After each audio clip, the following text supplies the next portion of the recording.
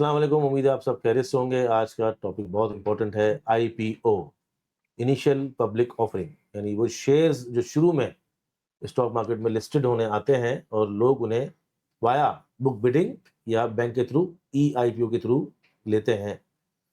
अब ज़ाहिर सवाल बहुत इंपॉर्टेंट है, क्योंकि हर दफ़ा जब कोई आईपीओ आता है तो लोग कहते हैं भाई भरना चाहिए और कैसे भरना चाहिए।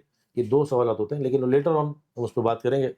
सबसे पहले कि ये आते क्यों हैं और ये करते क्या हैं और ये पूरा इसका जो मैकेनिज़्म है होता क्या है। और इंशाल्लाह ये जिस तरह मार्केट हमारी अभी छोटी है और ज़िंदगी भर जब तक मार्केट्स हैं, तब तक ये सवालात आते रहेंगे और इससे पहले भी आते रहते, तो इसको ज़रा डिटेलिंग में समझने की कोशिश करते हैं। मार्केट के अंदर आईपीओ आता है, हमें पता चलता है आईपीओ भरना है, पर वो आईपीओ के पीछे जो हिस्ट्री है, वो आईपीओ आना क्यों चाहता है? पहला ये दूसरा मेरा सवाल होगा। और ये सबसे पहले ये कंपनी जो होती है, वो कंपनी होती कैसे है, बनती कैसे है? देखिए, कंपनी का मतलब होता है एक कारोबार। अब वो अकेला बंदा भी चला सकता है कारोबार या 4 बंदे जैसे हम मिलके भी एक कारोबार चलाते हैं, जैसे कि हम चला रहे हैं स्टॉकिफ़ाई। ठीक है। अब हमारा कारोबार हमें ये तो हो गया कंपनी का सवाल। अब आपने जो दूसरा सवाल किया था, मैं बता देता हूँ कि आईपीओ या इनिशियल पब्लिक ऑफरिंग होती क्यों है, कंपनी करना क्यों चाहती है। करना क्यों चाहती अब है? जैसे कि हमारा कारोबार है, स्टॉकिफ़ाई हम चला रहे हैं, 4 बंदे हैं, 4 पार्टनर्स हैं। अब हम चाहते हैं, हमारे पास इन्वेस्टमेंट है, हमने करोड़ रुपए लगाए थे, कारोबार खड़ा हो गया, प्रॉफ़िटेबल हैं, हम सारे मैच्योर हो चुके हैं, हम सबको आता है कि किस तरह से इस बिज़नेस को आगे बढ़ाना है या प्रॉफ़िटेबल या मैक्सिमम प्रॉफ़िट पे किस तरह लेके जाना है। बिल्कुल ठीक है। और सबको पता है कि कारोबार खड़ा करने के लिए या बढ़ाने के लिए इन्वेस्टमेंट की ज़रूरत होती है। Okay, okay. तो तो मतलब हमारे हुँ, पहला पॉइंट हो गया कि हमने सोचा, मैंने और सुफियान ने सोचा भई हम कारोबार करेंगे हुँ, और वो कारोबार जो है वो अ, चल चल गया चल गया, बिल्कुल। और मुझे उसमें कॉन्फिडेंस हो गया। अब वो कारोबार चल रहा है और हमने जो शुरू में पैसा लगाया या एफर्ट लगाई, उसका रिटर्न आ रहा है। अब हम जी, सब सोच रहे हैं चारों पार्टनर्स के, अब उसको बढ़ाएँ, इग्ज़ैक्टली। ठीक है? अब बढ़ाने के लिए अब हम आईपीओ पे जाएँगे। बिल्कुल। ठीक है। नहीं, 2 तरीके होते हैं हमारे पास। हम सोच रहे हैं कि किस तरह से इस कारोबार को बढ़ाएँ। तो हमारे पास सबसे पहला तरीका होगा बैंक का। हम सोचेंगे यार बैंक से उधार ले लेते हैं, लेकिन फिर हमें ख़्याल आएगा कि यार उसकी फ़िज़ूल में हमें इंटरेस्ट पेमेंट भी करनी पड़ेगी, जो कि हमारी जेब पर भारी पड़ेगी। इंटरेस्ट पेमेंट हो या जो हमने उधार लिया है वो भी रीपे करना होगा और हमें ये जिस ज़मीन पे हम बैठे हुए हैं, ये ज़मीन भी गिरवी रखवानी पड़ेगी ऑब्वियसली। हुँ। तो तब जाके हमें लोन मिलेगा, तो हम ये सोचेंगे यार ये तरीका सही नहीं है, हम दूसरा रिसर्च करते हैं क्या हम तरीका। पैनिक में आ जाएँगे अगर हम, बिल्कुल, एग्ज़ैक्टली। मतलब बैंक से दुनिया भर में लोग लेते हैं लोन, ऐसा नहीं लोग है, लेते लेकिन हैं, वो ज़ाहिर बिल्कुल। बात है हर आदमी कोई आईपीओ नहीं कर सकता, उसके लिए एलिजिबल नहीं होता। हुँ, तो उसके लिए वो बैंक में तो शुरू में जाता ही जाता है। बिल्कुल। लेकिन अभी भी मैं समझता हूँ कि कुछ लोग बैंक से ही शुरू करते हैं इनिशियली अगर छोटी कंपनी है तो ऑब्वियसली आपको बैंक से ही स्टार्ट करना पड़ेगा। और उसके बाद फिर वो जब इसने जब बैंक से शुरू किया, अब मज़ीद बैंक के पास नहीं जाना चाहिए तब भी। हुँ, मतलब बैंक के पास थोड़ा-सा तो गए शुरू में, लेकिन बहुत ज़्यादा अगर कम बढ़ रहा है तो बैंक के पास जाने से ले खतरा ही रहता है कि वो बिल्कुल। लगेगा यार, ऐसा लगेगा कि पता नहीं कंपनी किसी दिन परेशान हो सकती है अगर हाँ, बिज़नेस थोड़ा रुका या कोई भी क्राइसिस आए, हाँ, तो ऐसा भी मसला है हो ना? सकता है, बिल्कुल। अच्छा, अब हम ये तो समझ गए कि 2 रास्ते हैं, एक जी, बैंक पे जाना है, बैंक जो है वो मॉर्टगेज रखेगा और आपको कुछ लोन देगा और आपको वो एक मतलब एक सर्टेन टाइम में वापस देनी है और या फिर हुँ, रीस्ट्रक्चरिंग करनी वो होगी, जो हाँ, भी होगा। अगर हम नहीं जाना चाहें, तो हमारे पास स्टॉक एक्सचेंज है, ये रास्ता बिल्कुल, है। बिल्कुल। मतलब हम अब स्टॉक एक्सचेंज से पैसा रेज़ कर सकते हैं। जैसे कि सपोज़ हम 4 बंदे हैं, हमें पैसा चाहिए तो हम किसी को नया पार्टनर बना सकते हैं या फिर हम पब्लिक को ही नया पार्टनर बना दें। मतलब एक बंदा पार्टनर नहीं हम चुन रहे, जितने भी लोग हैं आना चाहें आ सकते हैं, पार्टनर बन सकते हैं स्टॉकिफ़ाई के। तो इसका तरीका ये होता है कि आईपीओ अप्लाई होता है स्टॉक एक्सचेंज के अंदर थ्रू 1 मिनट, लेकिन एटलीस्ट एक। 1 मिनट, लेकिन अगर मैं पब्लिक को समझाना चाहूँ तो अगर हमारा स्टॉक का हुँ, कारोबार बेहतर हो गया और हम समझते हैं इसको बढ़ाना चाहते हैं, एक्सपेंड करने जी, के लिए हमें पैसा चाहिए। बिल्कुल, तो हमारे पास 3 रास्ते हैं, एक कोई हम बड़ा पार्टनर ढूँढे, इन्वेस्टर, बिल्कुल, हाँ। ठीक है? उसके पास से पैसा लें। दूसरा हमारे पास बैंक्स है कि हम बैंक में जाएँ और अपने उ उ एक लोन एसेट्स लें। दें और लोन लें, हाँ। हाँ, लोन लें और उसपे हमें फिक्स जो है वो इंटरेस्ट सूद और वगैरह या इंटरेस्ट, यस। कोई भी कमाई देनी पड़ेगी, इस्लामी बैंकिंग जी, की तरह है। तीसरा रास्ता है हमारे पास आईपीओ, स्टॉक एक्सचेंज में लिस्ट है, तो स्टॉक एक्सचेंज में अगर लिस्ट होंगे और हमें वो इन्वेस्टमेंट मिलेगी तो ना वो वापस देनी है, ना उसपे कर्ज़ा देना है, ना उसपे सूद देना है। नहीं, कुछ भी नहीं देना। अगर आप प्रॉफ़िटेबल कंपनी हैं और आप अपनी इमेज स्टॉक में अच्छी रखना चाहते हैं, तो फिर आप डिविडेंड देंगे। अगर आपने अच्छा कमाया किसी साल, तो आप डिविडेंड अनाउंस कर सकते हैं। तो जितने भी इन्वेस्टर्स होंगे, जितने भी लोगों ने आपके शेयर लिए होंगे, तो उन सबको पर शेयर कुछ ना कुछ डिविडेंड मिल जाएगा। तो बस सिंपल यही तरीका होता है, और कुछ भी आपसे ये नहीं होगा कि कोई इन्वेस्टर आपके पास उठ के आ जाए कि भाई मुझे पैसे दे दो मेरे जो इन्वेस्ट किए हैं। वो मार्केट के अंदर ही अपने शेयर सेल कर सकता है, उसको अपने पैसे मिल जाएँगे, और कोई और दूसरा इन्वेस्टर जो हमारी कंपनी में इंटरेस्टेड होगा हमारे शेयर्स लेने में, तो उसको शेयर्स मिल जाएँगे। इसका मतलब है कि जो कंपनी है और जो शेयर होल्डर्स हैं, जी। उनके दरमियान आपस में ताल्लुकात भी हो गए, हुँ, और सिस्टम बीच में जो स्टॉक एक्सचेंज है और एससीसीपी है, उसके हुँ, थ्रू शेयर्स होल्डर भी सेफ है और कंपनी भी सेफ है। बिल्कुल। कंपनी के पास कोई पैसा मांगने नहीं आएगा कि भाई अब हमारा हुँ, कर्जा वापस दो। हाँ, और इसी तरह आप पे भी तलवार नहीं लटक रही कि कंपनी पे कि शेयर होल्डर को देने ही देने हैं। बिल्कुल। अगर आप कमाते हो तो कमाई में हिस्सा दे दो, जैसे कि डिविडेंड होता है। जैसे ही बस ठीक एग्ज़ैक्टली। है। यानी ये जो सिस्टम है पूरी दुनिया में कैपिटल रेज़ करने का सबसे शानदार प्लेटफ़ॉर्म है। और स्टॉक इसके बाद एक्सचेंज। जो दूसरा उस पे आता है वो प्राइवेट इन्वेस्टर्स या फिर बैंक्स आते हैं। बिल्कुल। ठीक है। अब तो ये हो गया कंपनी क्यों आईपीओ लेके मार्केट स्टॉक में। एक्सचेंज में आना चाहती है, क्योंकि वो अपने काम को बड़ा करने के लिए पैसे रेज़ करना चाहती है। जी, यहाँ तक सही है? बिल्कुल। चलो, अब सिंपल बताएँ कि जब आईपीओ आएगा तो जनरल पब्लिक जो है, आम आदमी या छोटा इन्वेस्टर या बड़ा इन्वेस्टर, कैसे वो हासिल कर सकता है? तो जैसे कि स्टॉकिफ़ाई को पैसा रेज़ करना है और वो स्टॉक एक्सचेंज में आना चाहता है, तो सबसे पहले हमारा काम होगा कि हम कोई एडवाइज़री फ़र्म रखेंगे अपने पास, जो कि हमें, क्योंकि हमें तो सब हर चीज़ नहीं पता होती कि स्टॉक एक्सचेंज में किस तरह से लिस्ट करनी है। तो एडवाइज़री की फ़र्म होती हैं, जो कि इस चीज़ के लिए ही बनी होती हैं कि स्टॉक एक्सचेंज में किस तरह से लिस्ट करना है आपको। सही तो है। वो हमें गाइडेंस देंगी, हमारी वैल्यूएशन बताएँगी कि हमारी इतनी वैल्यू है, वो हमसे पूछेंगी कि हमें कितना फंड रेज़ करना है। सारी चीज़ें कंपनी के सामने आ जाएँगी, यानी कि हमारे सामने आ जाएँगी कि हमें किस तरह से और कितना-कितना पैसा रिक्वायर्ड है कम मार्केट से। उसके बाद प्रोस्पेक्टस अप्रूव होता है एससीसीपी और स्टॉक एक्सचेंज के थ्रू। सपोज़ टीम स्टॉकिफ़ाई 10 करोड़ रुपए रेज़ कर रही है स्टॉक एक्सचेंज से, यानी कि करोड़ शेयर मार्केट में दे रही है ₹10 के हिसाब से। हुँ। तो ये सारी चीज़ें अप्रूव हो गई एडवाइज़री की तरफ से भी, एससीसीपी की तरफ से भी और स्टॉक एक्सचेंज की तरफ से भी। तो फाइनली अब स्टॉकिफ़ाई की जो कंपनी है, वो बुक बिडिंग में उतरेगी स्टॉक एक्सचेंज के अंदर। 2 दिन होते हैं और 5 दिन रजिस्ट्रेशन के होते हैं। तो जो भी हाई वर्थ इंडिविजुअल्स होते हैं, जिनके पास ज़्यादा फंड होता है या ज़्यादा फंड इन्वेस्ट करना चाहते हैं इस कंपनी में, मिनिमम 2 मिलियन, तो वो फिर स्टॉक एक्सचेंज की बुक बिडिंग के अंदर पार्ट ले सकते हैं स्टॉकिफ़ाई की, जिसके अंदर स्टॉकिफ़ाई के 75% शेयर्स जो हैं वो लिस्टेड होते हैं, वो आप ले सकते हैं। यानी कि 75 लाख शेयर्स बुक बिडिंग के अंदर होते हैं और 25 लाख शेयर्स आईपीओ के थ्रू इन्वेस्टर्स ले सकते हैं। और हमने कहा कि चलो ठीक है, हुँ। लेकिन हम प्रीमियम भी रख सकते थे, वो क्यों नहीं रखा हमने? देखिए, कंपनी की वैल्यूएशन के ऊपर डिपेंड करता है और आपको किस तरह का इन्वेस्टर चाहिए, वो भी डिपेंड करता है। आप सपोज़ मेरी कंपनी बहुत की पुरानी है। हाँ, मेरी कंपनी बहुत पुरानी है, गुडविल मेरी बहुत ज़्यादा अच्छी है। अब हमें अगर 4 साल, 5 साल पुरानी कंपनी है, हम अच्छा खासा पैसा कमा रहे हैं, तो इसके अंदर प्रीमियम आप रखेंगे तो आपके शेयर्स ऑब्वियसली इन्वेस्टर्स इतना नहीं लेगा। हुँ। अब जैसे कि फौजियों की कंपनी है, फौजी फर्टिलाइज़र है या एग्रो फर्टिलाइज़र है, वो अपना कोई आईपीओ लाती हैं, तो प्रीमियम भी रखेंगी तो भी इन्वेस्टर आएँगे, क्योंकि उनको पता है कि मार्केट के अंदर उनकी इमेज बहुत अच्छी है। तो हम बेसिकली क्योंकि नए आदमी की बात कर रहे हैं तो उसमें प्रीमियम नहीं है। अगर हुँ, पुरानी कंपनी अपने शेयर लेकर आती है तो प्रीमियम भी रखते हैं, बिल्कुल, जो कि हाई वर्थ इंडिविजुअल्स और इंस्टीट्यूशंस उसके अंदर पार्टिसिपेट करेंगी। कर सकते हैं, और वो बिल्कुल। करते कैसे हैं? बुक बिल्डिंग के अंदर रजिस्ट्रेशन का प्रोसेस होता है, जो कि स्टॉक एक्सचेंज के थ्रू ही होता है। अब जैसे कि बहुत सारे हाउसेज़ होते हैं, वो आपको सर्विस देते हैं, जैसे कि मुनीफ हनानी से हम लिंक्ड हैं, तो वो आपको सर्विस देते हैं कि अगर आपके ट्रेडिंग अकाउंट के अंदर फंड्स हैं और आप रजिस्ट्रेशन करवाना चाहते हैं, तो बस आप बताएँगे ब्रोकर्स को, तो वो आपकी रजिस्ट्रेशन कर जाएगा। तो इनिशियली कम से कम 2 मिलियन लगा सकते हैं आप, 2 मिलियन रुपीज़ आप लगा जी, सकते बुक हैं, बिल्डिंग के लिए। बुक बिल्डिंग के अंदर। जी, 2 मिलियन से ज़्यादा आपके पास पैसे हैं, आप जाएँगे बैंक कि भाई मुझे इस कंपनी के अंदर इन्वेस्ट करना है, बुक बिल्डिंग के अंदर पार्टिसिपेट करना है, तो बैंक ही आपको फॉर्म देगा। वो फॉर्म आप वहीं पर ही फिल करेंगे और आपका पे ऑर्डर आपको बैंक वाले बना के दे देंगे। जितनी अमाउंट आपने इन्वेस्ट करनी है, उसी कंपनी के नाम का, यानी कि स्टॉकिफ़ाई प्राइवेट लिमिटेड या पब्लिक लिमिटेड के नाम का आपको पे ऑर्डर बना के देंगे, और फिर आपने वो फॉर्म जिस कंपनी से रजिस्ट्रेशन हो रही है, जो एडवाइज़री कंपनी लिंक्ड है, उसको ईमेल पर सेंड कर देना है या वाया पोस्ट आपने सेंड कर देना है, तो आपकी रजिस्ट्रेशन हो जाएगी।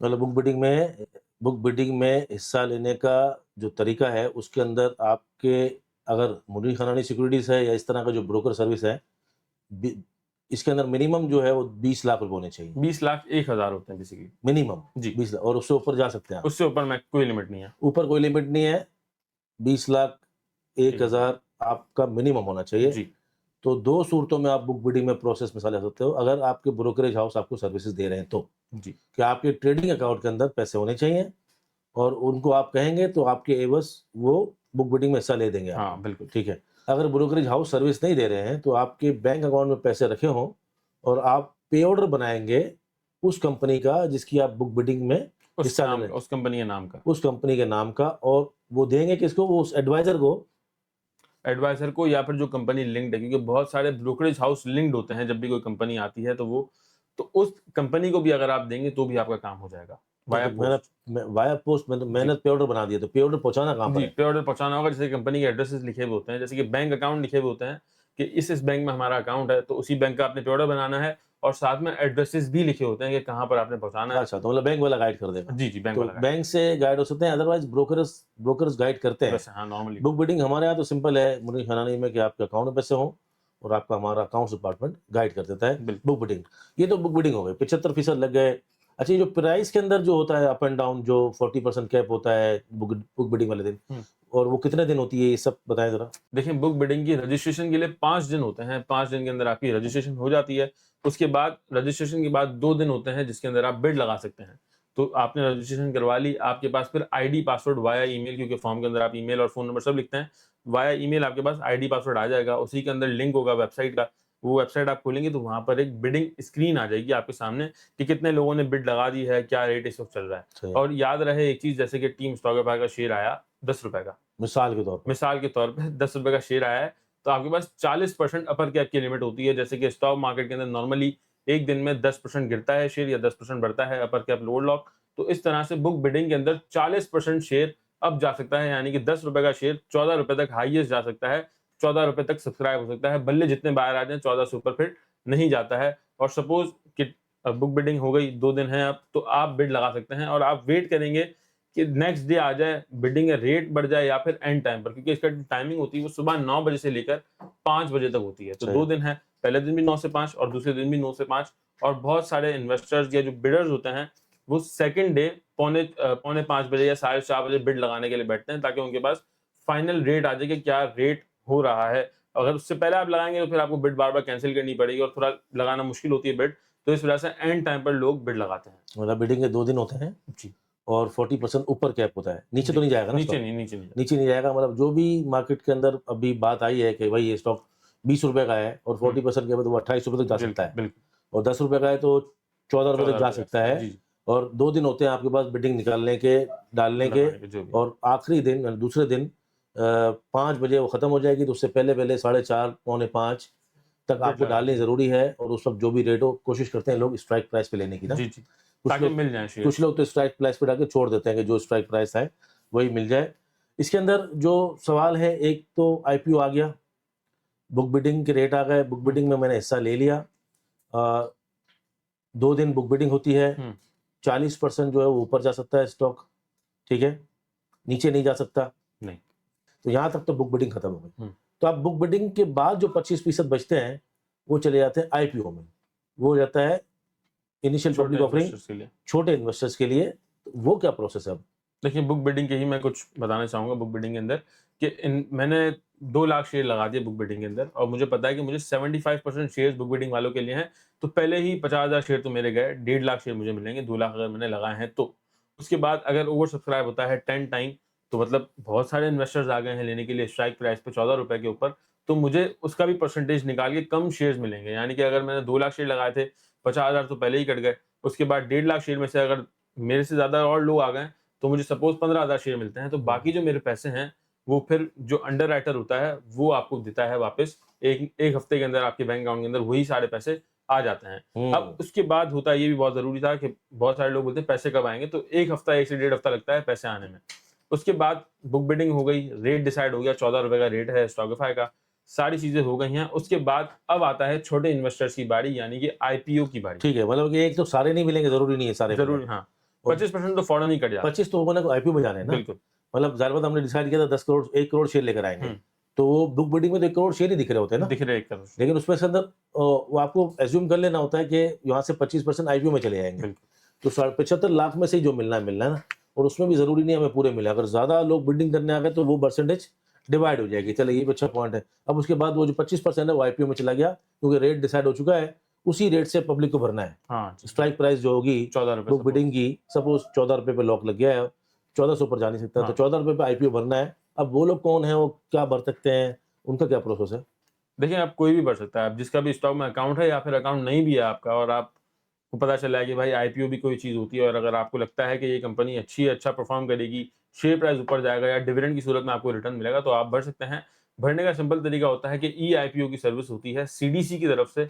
आप अकाउंट होल्डर हैं या नहीं हैं, डजंट मैटर। आप सीडीसी पे जाके ई आईपीओ से फॉर्म फिल कर सकते हैं। अपना नाम, अकाउंट नंबर, सारी चीजें लिखनी होती हैं। अकाउंट नंबर भी आपको आपका ब्रोकर भी बता देगा। आपके पास मैसेज में भी अवेलेबल होता है। इवन सीडीसी पर भी आप नाम डालेंगे, एनआईसी नंबर डालेंगे तो आपका अकाउंट नंबर अगर होगा तो वो लिखा हुआ आ जाएगा। नहीं तो ईआईपीओ क्यों, अगर मेरा ब्रोकरेज के अकाउंट है तो फिर मैं ईआईपीओ क्यों जा रहा हूँ? ब्रोकरेज में हेल्प नहीं करता? नहीं, ब्रोकर इसके अंदर हेल्प नहीं करता। आईपीओ आपको खुद करना पड़ता है क्योंकि वो बैंक के थ्रू अलॉटमेंट होती है, through underwriters, through SCCP, PSX, सारी चीजें इन्वॉल्व होती हैं।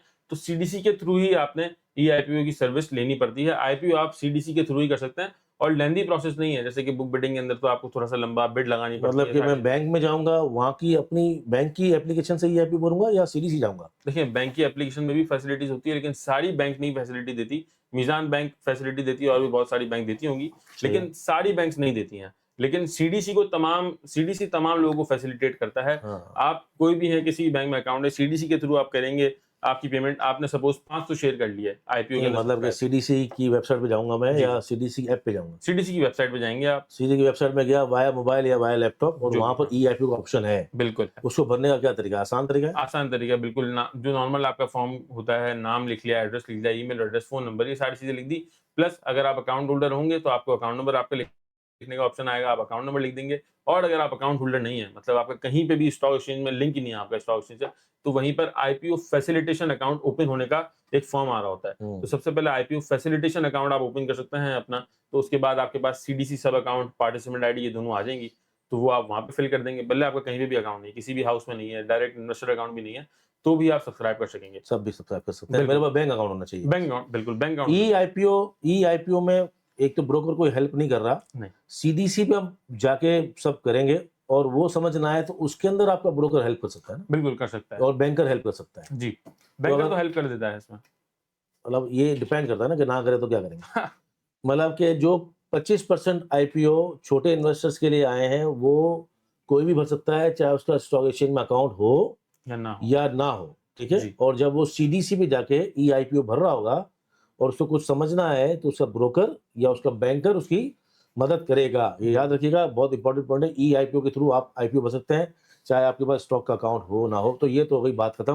बुक बिडिंग भी हो गई, आईपीओ भी हो गया। आईपीओ आता कैसे है? अब ज्यादातर सवाल होता है उसके बाद, जो लोगों को आता भी है बुक बिडिंग करना, आईपीओ ये भरना चाहिए कि नहीं भरना चाहिए भाई? अच्छा, इसके अंदर एक और चीज़ मैं कंटिन्यू कर देता। जो आईपीओ आपने भर दिया, आप 500 के मल्टीपल शेयर्स आप ले सकते हैं। जैसे कि बैंक के एटीएम आप जाते हैं ना, तो ₹100 नहीं निकलते, 500 या 500 के मल्टीपल निकलते हैं। तो इस तरह से आईपीओ के अंदर भी 500 या 500 के मल्टीपल, यानी कि 1000, 1500, 20000, 25000, जितना आपको भरने हो, 500 के मल्टीपल आप भर सकते हैं। और ई आईपीओ के अंदर अब आप शेयर लिख देते हैं, क्वांटिटी आपने लिख दी, तो उसके बाद प्रोसीड करते हैं, तो आपके पास अमाउंट लिखी हुई आ जाती है कि इतनी अमाउंट आपने पे करनी है, वो पेएबल होती है आपकी। तो उसके साथ एक चालान नंबर भी होता है। वो चालान आपने पे करना होता है अपनी बैंकिंग एप्लीकेशन में जाके।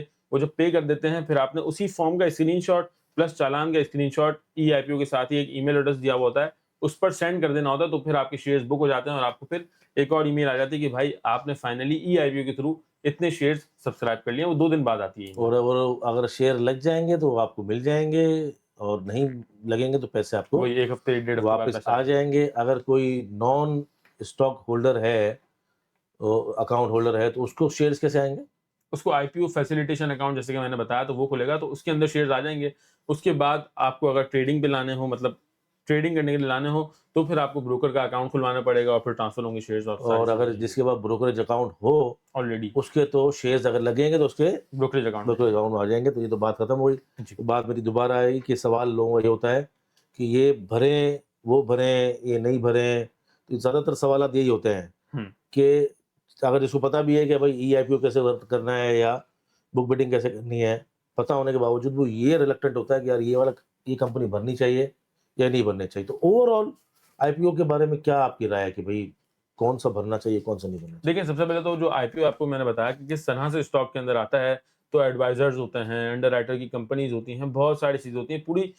पूरा चेक एंड बैलेंस होके कंपनी एक लॉन्च होती है। तो obviously most of the time वो कंपनी अच्छी ही होती हैं, सारी चीजें फाइनेंशियली बैक्ड होती हैं, मतलब पैसा बहुत सारा होता है कंपनी के पास। तो लाजमी हमारे हिसाब से तो सब्सक्राइब करने चाहिए। बुक बिल्डिंग के अंदर कर सकते हैं तो वो कर लें, नहीं तो फिर आईपीओ तो लाजमी आपने 500, 1000 शेयर, 1500 शेयर, इतना तो रिस्क ले सकते हैं, वो करना चाहिए। क्योंकि मोस्ट ऑफ द टाइम हमने देखा है कि 99% मेरे सामने कंपनीज ने रिटर्न दिए हैं।